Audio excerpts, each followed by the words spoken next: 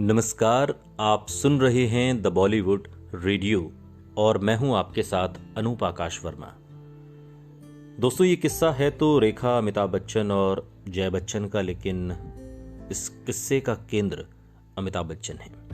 एक बार रेखा ने कहा था, मैं जानती हूं कि लोग यही कहते होंगे, बेचारी रेखा पागल है उस पर, फिर भी देखो शायद यही बेचारगी मेरा नसीब है। सिलसिला तो बॉक्स ऑफिस पर ढेर हो गई थी, लेकिन अगले 1 साल के भीतर कई कामयाब फिल्मों ने अमिताभ का वन मैन इंडस्ट्री का तमगा बरकरार रखा। ये कामयाब फिल्में थीं लावारिस, कालिया, सत्ते पे सत्ता, नमक हलाल और खुद्दार। इनमें से नमक हलाल और खुद्दार में हीरोइन के लिए रेखा के नाम की भी चर्चा हुई थी।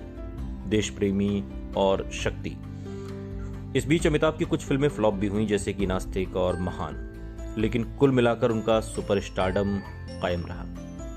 26 जुलाई 1982 को अमिताभ बच्चन बेंगलोर यूनिवर्सिटी के कैंपस में मनमोहन देसाई की फिल्म कुली की शूटिंग कर रहे थे। सीन के दौरान जिस विलेन की पिटाई अमिताभ बच्चन को करनी थी, वो एक नए कलाकार पुनीत इस्सर थे, जो मार्शल आर्ट्स में 4थी डिग्री की ब्लैक बेल्ट हासिल कर चुके थे।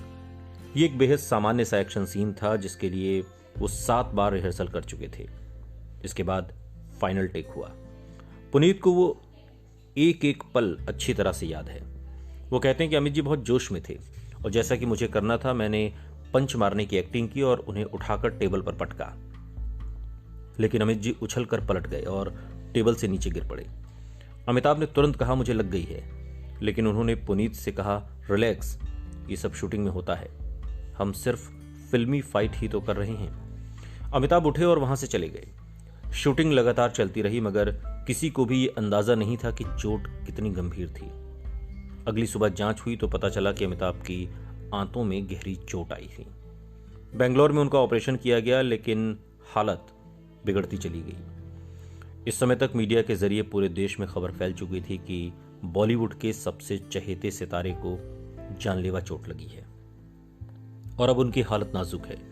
इस खबर ने पूरे देश में एक ऐसा हिस्टीरिया, दीवानगी का ऐसा आलम पैदा कर दिया जो कभी किसी फिल्मी सितारे के लिए अब तक देखा नहीं गया था। पूरा देश मानो सदमे में था। हर जगह लोग अमिताभ बच्चन की जान की सलामती के लिए दुआ मांग रहे थे। बेंगलोर से अमिताभ को बंबई के ब्रीच कैंडी अस्पताल लाया गया था, जहां अमिताभ के मुताबिक वो लगभग कोमा जैसी हालत में थे और कुछ पलों के लिए तो वो मौत की कगार तक पहुंच गए थे।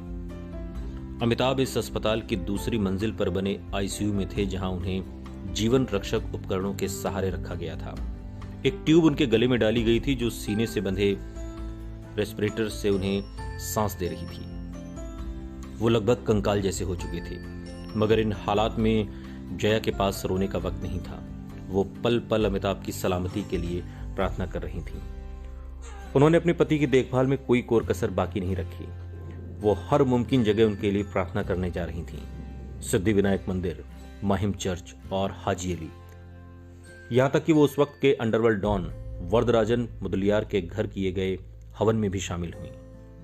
जया को मानो होश ही न था। बस कुछ भी करके वो अमिताभ को ठीक देखना चाहती थी। अस्पताल से नियमित अंतराल पर हेल्थ बुलेटिन जारी होता रहा। अखबारों में बड़े बड़े इश्तिहार छपते थे, जिनमें गेट वेल सून लिखा होता था। तत्कालीन प्रधानमंत्री इंदिरा गांधी भी उन्हें देखने पहुंची। इंदिरा गांधी के बेटे और अमिताभ के करीबी दोस्त राजीव गांधी उस वक्त अमेरिका में थे, लेकिन हादसे की खबर सुनकर वो तुरंत भारत लौट आए। कुछ ही दिनों के भीतर तमाम नामी गिरामी लोग अस्पताल में अमिताभ को देखने के लिए पहुंचने लगे। सिर्फ एक इंसान को अमिताभ से मिलने की इजाजत नहीं थी, वो थी रेखा।